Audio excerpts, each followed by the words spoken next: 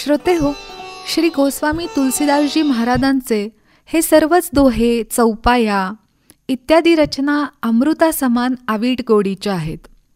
तत्कालीन उत्तर भारतीय भाषेत जरी हा ग्रंथ लिहिला गेला असला तरी मनपूर्वक, बारकाईनी, भक्तिभावानी या ग्रंथाचा अभ्यास केला तरी या रचनांमधला गोडवा, गेयता सद्भक्ताला अपूर्व आनंद प्रदान करते हे नक्की.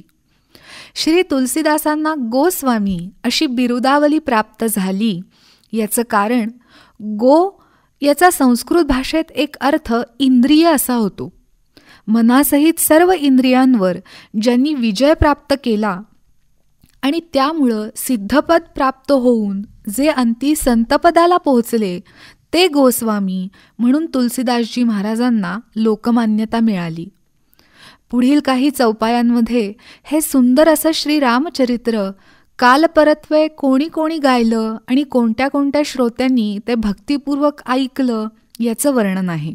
चौपाया गातात, संभू कीन यह चरित सुहावा, बहुरी कृपा करी उमही सुनावा, सोई शिव काक भुसुंडी ही दीना, राम भगत अधिकारी चिन्हा, तेही सन जाग बालिक पुनि पावा, तिन्ह पुनि भरद्वाज प्रतिगावा, ते श्रोता बक्ता समलीला, सवदर्शी जानही हरिलीला. अर्थात सर्वात आधी हे सुमधुर रामचरित्र स्वतः श्री शंभू महादेवांनी रचलं. नंतर भगवती पार्वती या अधिकारी श्रोता आहेत असं जाणल्याने त्यांनी कृपा करून श्री पार्वती मातेला अत्यंत प्रेमाने हे चरित्र ऐकवलं. पार्वती देवींना हे चरित्र ऐकवत असताना कावळ्याच्या रूपामध्ये लोमेश ऋषींचे एक शिष्य ही कथा खूप भक्तिभावानी मन लावून श्रवण करत होते. पुढे त्यांना काकभुशुंडी म्हणून ओळखलं जाऊ लागलं. श्री शंकरांनी काकभुशुंडींची रामभक्ती आणि थोर अधिकार ओळखून स्वतः हे रामचरित्र त्यांना प्रदान केलं.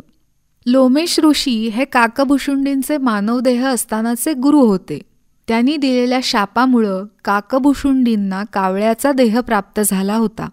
पण त्याआधी लोमेश ऋषींकडूनच काकभुशुंडींना रामनामाची दीक्षा मिळाली होती. त्या नामस्मरणाच्या पुण्याईमुळं आणि गुरुकृपेमुळं कावळ्याच्या देहात असूनही त्यांची रामनामावर अतिशय श्रद्धा होती.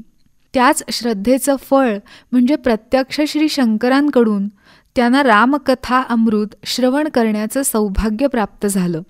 कावळ्याचं कुरूप शरीर मिळूनही याच देहात रामकथामृत प्राप्त झाल्याने आणि श्रीराम रहस्य समजल्यामुळं त्यांनी कृतज्ञता म्हणून कायम याच स्वरूपात राहणं पसंत केलं. पुढे ही कथा त्यांनी आपल्या बऱ्याच शिष्यांना देखील प्रदान केली. त्या श्रोत्यांमध्ये प्रत्यक्ष श्रीहरी विष्णूंचं वाहन गरुड यांना देखील काकभुशुंडीजींनी रामकथा त्यातील रहस्यांसह ऐकवली. वरवर पाहता गरुड हे कावळ्यापेक्षा श्रेष्ठ समजले जातात, परंतु रामभक्तीच्या पुण्याईमुळं क्षुद्र समजल्या जाणाऱ्या कावळ्यांनी काकभुशुंडी रूपात प्रत्यक्ष विष्णूंच्या वाहनाला गरुडाला रामकथा ऐकवली. यावरून श्रीरामप्रभू हे किती भक्तवत्सल आणि समदर्शी भगवान आहेत हेच सिद्ध होतं.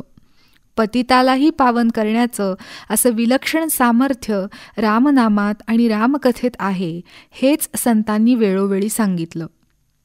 पुढे हीच पावन कथा काकभुशुंडींकडून थोर अशा याज्ञवल्क ऋषींनी प्राप्त केली आणि भारद्वाज ऋषींना ऐकवली.